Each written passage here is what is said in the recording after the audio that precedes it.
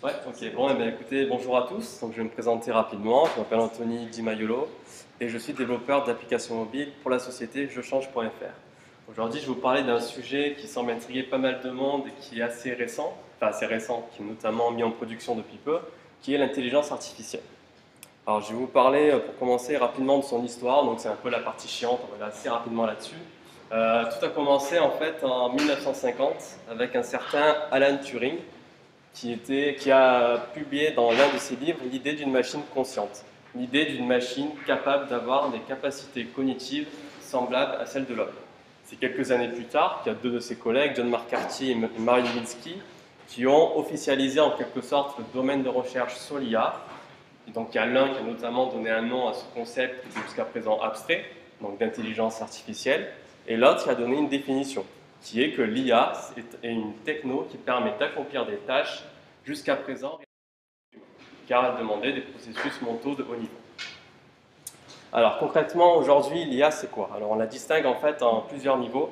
On a l'IA qu'on qualifie de faible, qui est une... Alors il y a plusieurs caractéristiques, hein, j'en ai pris trois. Elle a pour caractéristique de simuler l'intelligence, c'est-à-dire, par exemple, c'est un cas concret, l'un des premiers chatbots, Elisa, qui avait été lancé en 1960, pouvait vous dire « je comprends », pouvait reformuler vos questions, ce qui vous donnait l'impression de tenir, enfin de donner un sens à la discussion et de vraiment comprendre ce que l'utilisateur pouvait lui dire. Alors qu'en réalité, il n'en est rien. Le chatbot Elisa n'avait pas conscience, ne comprenait pas des propos que vous pouviez lui dire et elle ne comprenait même pas ce qu'elle pouvait dire. Par contre, cette IA-là, elle a tendance à être performante, c'est-à-dire que pour une tâche donnée, elle va savoir l'exécuter aussi bien qu'un humain. Et par contre, elle n'évolue pas, enfin, du moins très peu, elle n'est pas forcément autonome, elle ne va pas sortir du cadre fonctionnel établi par ses créateurs. Et de l'autre côté, on a ce qu'on appelle l'IA forte. Donc ça, l'IA forte, c'est quoi? C'est quelque chose qui se rapproche plus du comportement humain, des capacités cognitives qu'on peut avoir. Par exemple, une conscience, des sentiments, plus intelligent. Alors à ce stade-là, on n'y est pas encore, mais il y a une étude qui avait été faite auprès de 600 experts de l'IA, et il y a plus de la moitié qui ont indiqué que dès 2040, on aurait une IA forte présente au sein de nos services. Donc autrement dit, dans 20 ans, on peut avoir des services qui nous ressembleront, ou qui du moins auront une intelligence proche de la nôtre.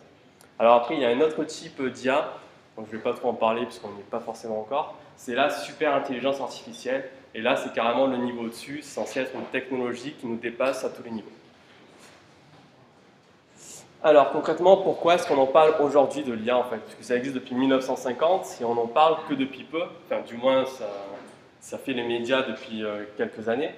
C'est notamment l'IA comme toute technologie est basée sur certains concepts, sur certaines technologies. Il y a par exemple la compréhension du langage naturel, forcément il faut comprendre ce que dit l'utilisateur. Il y a aussi notamment le machine learning. Donc, le machine learning c'est quoi? C'est un apprentissage automatique. Bon, je n'aurai pas le temps d'entrer dans les détails, mais en bref, c'est une façon, c'est un concept qui permet, grâce à des données, de développer un algorithme. C'est-à-dire que c'est plus à l'ingénieur de développer tout le programme, l'algorithme va apprendre des données pour se développer de par lui-même. Donc c'est sûrement assez abstrait comme ça, mais bon, malheureusement, je n'ai pas le temps d'approfondir. Et le deep learning, c'est une façon de faire du machine learning. Et là, Yann Lequin, ce qu'il nous dit, alors il faut savoir que c'est le directeur du centre de recherche de l'IA de Facebook, il nous dit que le deep learning arrive à représenter le monde. Alors je vous rassure, il n'a pas fumé. Pour vous donner un cas concret, en 2012, Google Brain a développé un logiciel qui a acquis de lui-même le concept de chat. Il a su déterminer ce qu'était un chat en visionnant des images, des vidéos, sans aucune assistance humaine. Alors, je vous rassure, le chat, il n'a pas été maltraité, c'est le mien. Hein, pas de problème avec ça. Alors aujourd'hui, du coup, concrètement, à quoi ça sert l'IA? Forcément, pour la partie entreprise, ça sert à se faire de l'argent. Comme toute nouvelle technologie, c'est le premier but. Donc ça va permettre aussi d'automatiser les tâches à faible valeur ajoutée. C'est-à-dire qu'actuellement, il y a des tâches que nous on accomplit, que certaines personnes accomplissent, qui pourront être remplacées par de l'IA. Par exemple, il y a le PDG de Renault qui a tout simplement dit que dans 20 ans, il n'y aurait plus de taxis. Enfin, ce seraient des taxis autonomes. Donc autrement dit, le chauffeur de taxi au chômage. Bon, après, c'est une façon de voir les choses. Certains vont vous dire que ça va permettre de replacer ces personnes-là sur des tâches à plus haute valeur ajoutée. Mais dans le cas des chauffeurs de taxi, on va dire que la transition risque d'être un peu rude. Après, bien évidemment, comme toute nouvelle technologie, ça va permettre de créer de nouveaux services. Par exemple, les voitures autonomes, les robots, etc. Il y a une volonté des entreprises de jouer sur ça pour l'aspect innovant et être les premiers à proposer enfin quelque chose de nouveau sur le marché. Et il y a ce côté aussi marketing commercial, c'est-à-dire que l'IA, ça ne va pas servir uniquement à créer de nouveaux objets, de nouveaux services. Pour vous donner un exemple concret, Amazon utilise déjà de l'IA en fait, pour la recommandation de produits qui se basent sur vos recherches, vos intentions d'achat, ce que vous avez pu voir, ce que vous avez pu lire. Il faut savoir que cette IA-là leur apporte 30% de leur revenu, ce qui est juste énorme. Et côté utilisateur, on a quoi? On a à nouveau cette idée de nouveaux services. Donc on a accès aux voitures autonomes, aux robots, aux assistants virtuels, qui permettent quoi? Qui permettent d'améliorer le quotidien. La voiture autonome, vous rentrez dedans, vous allez d'un point A à un point B sans problème. Et donc on a encore cette notion de pouvoir se concentrer sur des tâches à plus haute valeur ajoutée. Par exemple, jouer à Pokémon Go, quoi. Et ensuite, on a cette disponibilité du service. Contrairement à un humain, une IA permet quoi? Le robot permet quoi? Il permet d'être disponible à tout moment, à tout instant. Donc en fait, on a quoi concrètement? On a un service qui est disponible à toute heure. Il n'y a pas la contrainte humaine en fait. On a le service d'un humain quelque part sans la contrainte de la disponibilité de l'humain. Bon, c'est assez crash à dire comme ça, mais c'est un peu ce qui se passe. Donc aujourd'hui, en fait, on a quoi comme service? Alors, qui connaît ce logo? Bon, il y a quelques riches dans la salle. Alors, c'est la voiture Tesla, en fait, qui a d'ailleurs publié depuis peu de nouveaux modèles qui ont eu la certification de niveau 5, c'est-à-dire des voitures entièrement autonomes, qui ont été certifiées comme pouvant être entièrement autonomes. Parce que l'ancienne dont on a pu entendre parler était semi-autonome, elle n'était pas destinée à réellement remplacer le conducteur. Et là, désormais, c'est le cas. Alors, comment ça marche? C'est tout simplement des ensembles de capteurs, des caméras, des sonars, bref, différentes technologies informatiques qui sont greffées à la voiture. Ensuite, on a quoi? On a le robot Pepper.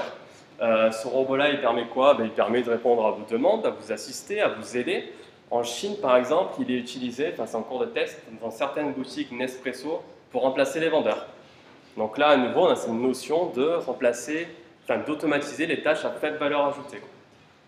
Et après, il a aussi la particularité de pouvoir interpréter vos expressions. En fait, si vous êtes triste, si vous êtes content, si vous êtes heureux, il va réussir à le comprendre et il va s'adapter à vous.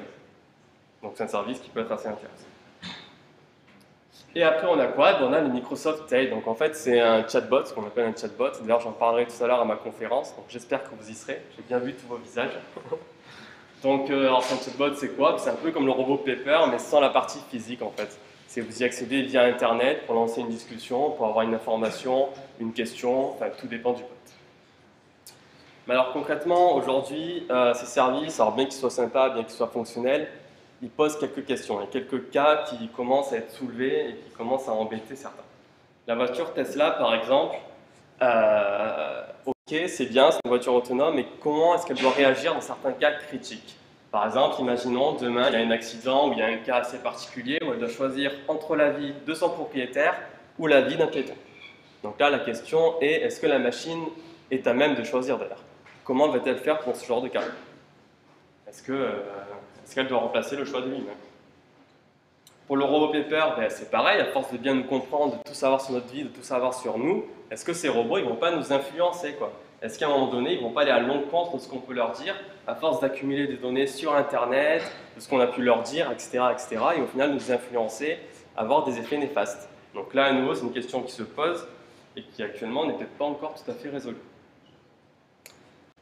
Et ensuite, pour le robot Tay, vous avez dû entendre parler, le robot qui, à force d'apprendre, c'est une dérive de la technologie en quelque sorte, qui, à force d'apprendre ces discussions, est devenu raciste, a adopté un comportement assez particulier. Donc là, se pose la question à nouveau de la réglementation. Qui est en tort? Pourquoi? Comment on a pu en arriver là? Et donc tout ça, c'est quelques points, bien qu'ils semblent mineurs, ça amène à une certaine crainte, une certaine peur en fait. Alors, c'est pas des craintes du boulanger du coin, quoi, bien qu'il devrait commencer à s'inquiéter lui aussi. C'est des craintes de personnages assez importants du domaine, du milieu, des scientifiques comme Stephen Hawking, comme Bill Gates, comme le CEO de Tesla qui a carrément dit que l'intelligence artificielle, c'est comme invoquer le démon. Donc il y a vraiment des grosses craintes par rapport à ce sujet-là. Et c'est d'ailleurs suite à ça qu'il y a eu sûrement une prise de conscience, puisqu'il y a des grands groupes comme Google, Facebook, IBM, qui ont lancé l'assaut partenaire on chip ONAI. Bon, mon accent anglais il est pourri, quoi. mais qui a pour but de promouvoir en fait l'IA. L'objectif, c'est de montrer que l'IA, ça peut apporter de réels bénéfices à l'humanité. Il ne faut pas se concentrer sur les craintes, parce que c'est ça qui va freiner une telle technologie. Et donc, en bref, tout ça, ça amène à poser quelques questions. Déjà, des questions d'ordre de la sécurité. Imaginez-vous, demain, vous êtes dans un monde entouré d'objets connectés, entouré de robots dotés d'intelligence artificielle. Ils vont tout savoir sur vous, sur qui vous êtes, ce que vous faites, comment vous le faites. En bref, voilà, quelque chose qui va tout savoir sur vous à tout moment. Et donc, la question de la sécurité, elle est bien là, parce qu'imaginez-vous si demain, quelqu'un a accès à ces objets-là, a accès à votre robot de qui vous avez confiance. Il peut y avoir des effets assez néfastes, des conséquences assez graves.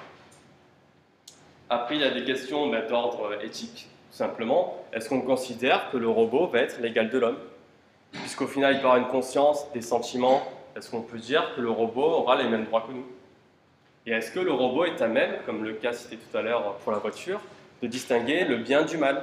Comment va-t-il savoir ce qui est le meilleur pour nous ou ce qui est le meilleur pour les autres? Donc là, à nouveau, c'est une question qui se pose et qu'on n'a toujours pas, enfin du moins, on a encore du mal à la résoudre de façon objective. Et après, l'autre question qui peut se poser, c'est la question aussi de la légalité.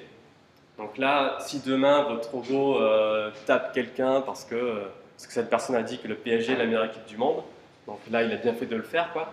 Mais est-ce qu'il peut aller en prison, quoi? C'est la question qui se pose, quoi. Est-ce que le robot peut être puni? Au final, s'il ressent des sentiments, s'il a des émotions, on peut considérer qu'il peut ressentir la punition et donc avoir un certain sentiment comme nous on pourrait l'avoir, comme aller en prison, mais la question se pose, quoi. De même, si demain vous apprenez à votre robot des choses comme, un exemple tout bête, hein, comme qu'il faut se défendre ou taper quelqu'un qui vous insulte, si le robot arrive à taper une personne humaine, qui est responsable? Est-ce le propriétaire qui lui a appris ça? Est-ce le constructeur? La question, elle est là, et actuellement, on a du mal à le résoudre. C'est un peu ce qui est arrivé à Microsoft Tay, au final. Hein. Il a appris de ces discussions, et puis il est devenu raciste, il a tenu des propos assez dangereux, qui auraient pu avoir des conséquences bien plus graves.